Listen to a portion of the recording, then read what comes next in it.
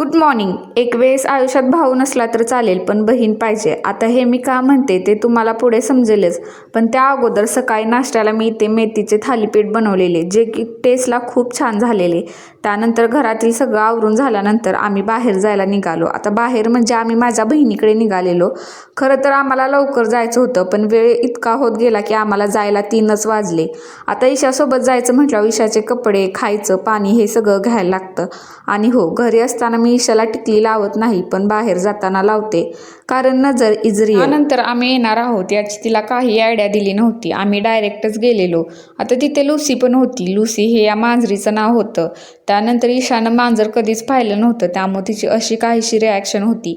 मी सकाळी पोटभर नाश्ता करून आलोय, त्यामुळे मला भूक नाही असं बोलून सुद्धा तिने माझ्यासाठी खूप अट्टहासाने जेवण बनवलं. छान असं आम्ही दोघांनीही जेवण केलं. आणि हो, आम्ही थोडं लेट गेल्यामुळं दाजींची आणि आमची काही भेट झाली नाही, पण ते पण स्वभावानं खूप छान आहेत. आम्ही तिकडं गेल्यानंतर आम्हाला परक्यासारखं कधीच वाटत नाही. तिकडे गेलो तरी असं वाटतं हे आपलंच घर आहे. त्यानंतर घरी आलो, फ्रेश झालो. येता येता माझ्यासाठी ही किटकॅट आणलेली.